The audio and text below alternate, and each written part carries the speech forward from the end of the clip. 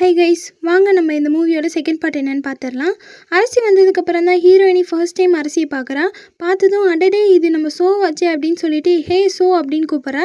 என்னது சோவா அப்படின்னு அரசியை முறைச்சி பார்க்க, சோறு வேணும் மேடம், பசிக்குதுன்னு சொல்ல வந்த மகாராணி அப்படின்னு மாற்றிடுறா. மின்னும் அரசியை ஏதோ பேசிட்டு சண்டை போட்டுக்கிட்டே வராங்க. ரெண்டு பேருக்குள்ளேயுமே ஏதோ விஷயம் இருக்குது போல். அப்படியே அடுத்த சீனில் வந்து அரசருக்கு சாப்பாடெலாம் படைச்சிட்ருக்காங்க. அந்த அறுசுவை படையில் எடுத்து அரசர் வாயில் வைக்க போகிற டைமில் ஹீரோயினி வயிற்றுக்குள்ளேருந்து ஒரு சத்தம் கேட்குது. அதை பார்த்துட்டு எல்லாருமே வெளியே போங்கன்னு சொல்லிடுறாரு. சாப்பாடு தான் கொடுக்க போகிறாருன்னு பார்த்தா அவளை உட்கார வச்சு ஊட்டி வர்ற மாதிரி ஏப்பு காமிச்சு சாப்பிட்டுட்ருக்காரு. என்ன தைரியம் உனக்கு, அரச சாப்பாடு மேலேயும் ஆசை வைக்கிறியா அப்படின்னு கேட்க, என்னதான் கோல்ட் ஸ்பூன்லேயே பிறந்திருந்தாலும் உங்கள் சாப்பாட்டை விட எங்கள் சாப்பாடு தான் ரொம்ப டேஸ்ட் அதிகம்னு சொல்லும்போது, என்ன ஜோக் அடிக்கிறியா, எங்கே அப்படி ஒரு சாப்பாடை காட்டு பார்ப்போம் அப்படின்னு ஹீரோ சொல்ல, இப்போ ஹீரோயினி அங்கே வேலை பார்க்குற ஒரு அம்மாவோட கிச்சனுக்கு கூட்டிகிட்டு போகிறா. இவள் ஊர்லேருந்து கொண்டு வந்த இன்ஸ்டன்ட் பாஸ்தாவை எடுத்து அதில் சுடு தண்ணிலாம் ஊற்றி பயங்கரமாக அரசருக்கே ஏப்பு காமிச்சு சாப்பிட்டுட்ருக்கா. அரசர் அதை பிடுங்கி ஒரு வாய் தான் சாப்பிட்ருப்பாரு. என்ன இது அமிர்தமாக இவ்வளோ டேஸ்ட்டாக இருக்குன்னு ரசித்து சாப்பிட்டுட்ருக்காரு. அரசரை காரமாக இருக்க போது தண்ணி குடிங்க அப்படின்னு சொல்கிறா. அதெல்லாம் நான் பார்த்துக்கிறேன்னு நல்லா சாப்பிட்டுட்டு அடுத்த நாள் வயிறு எரியுதுன்னு சொல்லி அவஸ்தைப்பட்டுட்ருக்காரு. எங்கே இந்த கோசம் எனக்கு என்னத்தை கொடுத்து தொலைஞ்சான்னு தெரியல, அவளை கூட்டிகிட்டு வர சொல்லு அப்படின்னு சொல்லிட்டு இருக்காரு. இவ்வளோ நாள் ஹீரோயினி மேக்ஸில் புலி மாதிரி சீன் போட்டுட்டு இருந்திருப்பா இல்லையா, இன்றைக்கி வந்து மேடம் டாக்டராகவே மாறிடுறாங்க. எதனால் இந்த ஸ்டொமக் அப்செட்லாம் வந்துச்சுன்னு எக்ஸ்பிளைன் பண்ணிகிட்டு இருக்கா. அப்படியே பாடி பார்ட்ஸும் சொல்லிட்டு இருக்கும்போதே இதோ இங்கே தான் ஹார்ட் இருக்குது, தொட்டு பாருங்களேன் உங்களுக்கே லேப்டாப்னு கேட்கும், அதுவும் உங்களுக்கு பிடிச்சவங்க பக்கத்தில் இருந்தால் இன்னும் சத்தமாக படப்படன்னு கேட்கும் அப்படின்னு சொல்லிட்டு இருக்கும்போது, என்ன எனக்கு ஒரு சத்தமும் கேட்கல உனக்கு கேட்குதான்னு பார்க்க அவளத்தோட போக ஹீரோயினி அலற ஆரம்பிச்சிடுறா. தொட்டா பொண்ணு தானேன்னு தெரிஞ்சு போயிடுன்னு அரசரை நீங்கள் இப்படிலாம் தொடக்கூடாதுன்னு சொல்லும்போது, அரசர் பரவாயில்ல இவளுக்கு இவ்வளோ தெரியுதுன்னு சொல்லி தன்னோட அரண்மனைக்குள்ளே இருக்க ஒரு இடத்துக்கு கூட்டிகிட்டு போகிறாரு. அது என்னன்னு பார்த்தா இப்போ தான் இவங்க ஹியூமன் பாடியை வச்சு ஜுவாலஜி பேஸுக்கு கற்றுட்ருப்பாங்க.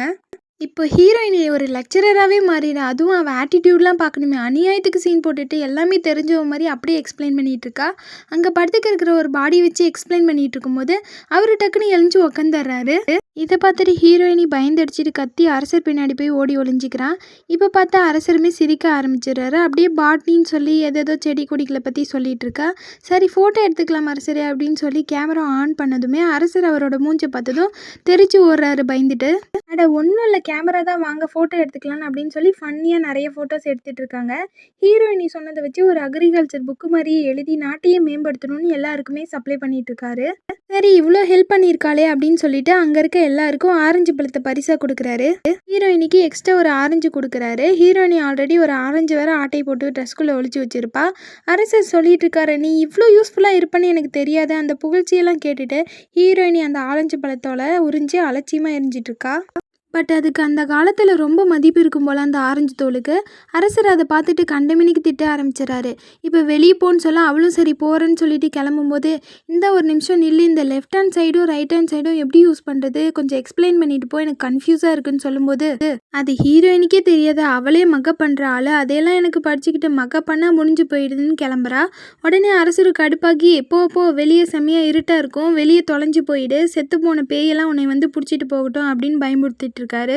ஒரு ஆரஞ்சு பழத்தோலை தூக்கி எறிஞ்சது குத்தமாக இப்போ என்ன பண்ணணும் அப்படின்ற போது, வா வந்து என் கூட ஃபுட்பால் ஆடு அப்படின்னு சொல்லி அவளை கிரவுண்டுக்கு கூட்டிகிட்டு போயிடுறாரு.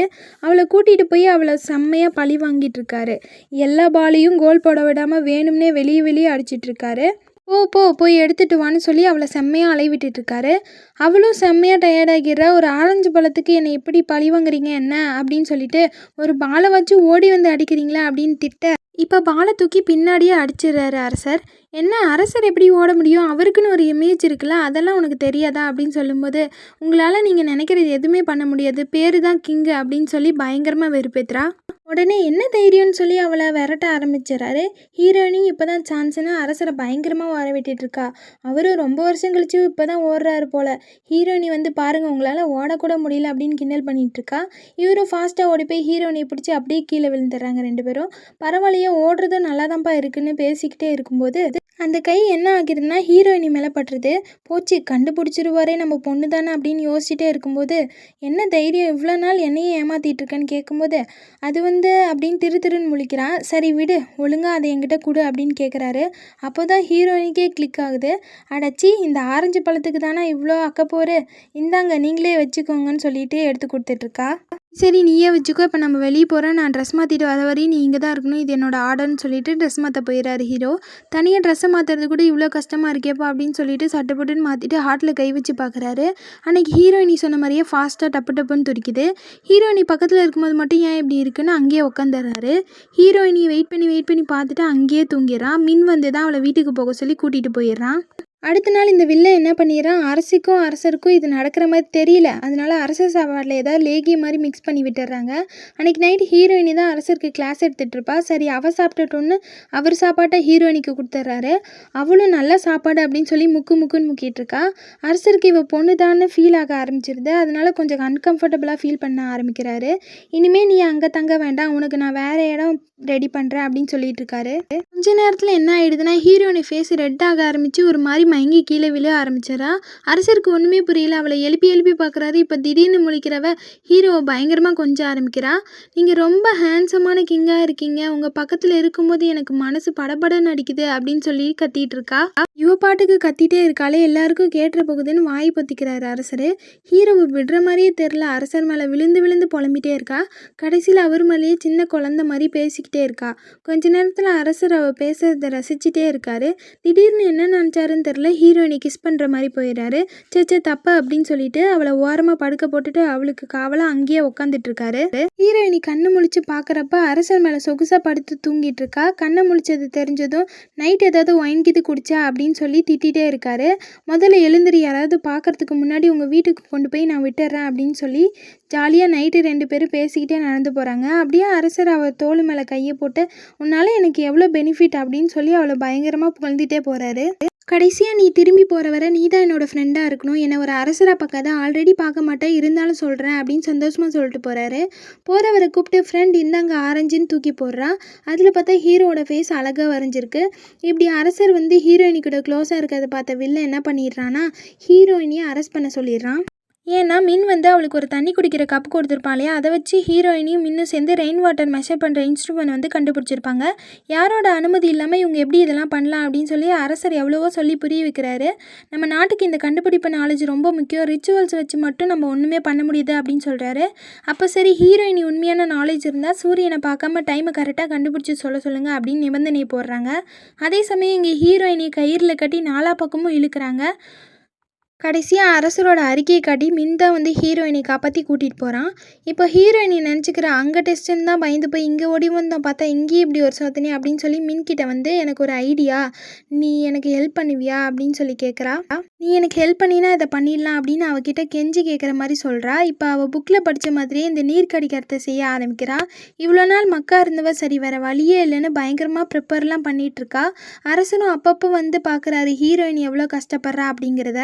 அவள் தூங்கிட்டு இருக்கும்போது அவள் புக்கில் ஸ்மைலி ஃபேஸ்லாம் வரைஞ்சி வச்சுட்டு போகிறாரு. கொஞ்ச நாள் ஹீரோயினியை பார்க்காம இருக்கவும் முடியலன்னு ரொம்ப கஷ்டப்பட்டுட்டு இருக்காரு. அவள் கூட இருந்த மெமரிஸை நினச்சி பார்த்துட்டு அப்படியே படுத்துட்டு இருக்கும்போது இப்போ சடனாக மழை பெய்ய ஆரம்பிச்சிடுது. இவ்வளோ நாள் கழித்து மழை வந்திருக்கேன்னு அவரால் சந்தோஷம் கூட பட முடியல. எங்கே அவள் போயிடுவாளோ அப்படின்னு சொல்லி வேகமாக ஓடிட்டுருக்காரு ஹீரோயினி மீட் பண்ண. ஓகே சரி இப்போ போகலான்னு சொல்லி தண்ணிக்குள்ளே காலை விட்டு பார்க்குறா. நல்லா உள்ளே போய்கிட்டே இருக்குது. ஸோ இப்போ அவள் குதிச்சானா ஃப்யூச்சருக்கே போயிடலாம். அங்கே ஹீரோவும் வந்துடுறாரு. எங்கே ஹீரோயினியை காணோம் அப்படின்னு சொல்லி தேடிட்டு இருக்கும்போது ஹீரோயினி அவள் கண்டுபிடிச்ச கடிகாரத்தை பார்த்துட்ருக்கா. எல்லாமே கரெக்டாக பண்ணிட்டா, ஆனால் அது சரியாக டைம் காட்டுற மாதிரியே தெரியல. இப்போ வந்து ஹீரோவை பார்த்ததும் இது வரைக்கும் என் லைஃப்பில் என்னோடய படிப்பை டிபெண்ட் பண்ணி என் லைஃப் இருந்ததே கிடையாது, அந்தளவுக்கு நான் மக்கா இருந்துட்டேன். இந்த டைம் என்னோடய பெஸ்ட்டு தான் கொடுத்தேன், ஆனாலும் ரிசல்ட்டே வரல. உண்மையை சொல்லணும்னா எனக்கு இந்த மேக்ஸே வராது அப்படின்னு சொல்லி பயங்கரமாக அழுகிறா. அதை பார்த்து அரசரும் அவளை பக்கத்தில் கூப்பிட்டு அவள் கையை எடுத்து தன்னோட நெஞ்சில் வச்சு பாரு எப்படி துடிக்குதுன்னு, இதுக்கும் எனக்கு ஆன்சரே தெரியல அப்படின்னு சொல்லி அவளை ஹக் பண்ணிக்கிறாரு. இதோட இந்த செகண்ட் பார்ட் முடியுது. அடுத்த பார்ட் பார்க்குறதுக்கு சேனலை சப்ஸ்கிரைப் பண்ணி வச்சுக்கோங்க. அப்படியே பெல் ஐக்கானையும் கிளிக் பண்ணி வச்சுக்கோங்க. அப்போ தான் நான் போடுற வீடியோஸை நீங்கள் மிஸ் பண்ணாமல் பார்க்க முடியும். தேங்க்ஸ் ஃபார் வாட்சிங்.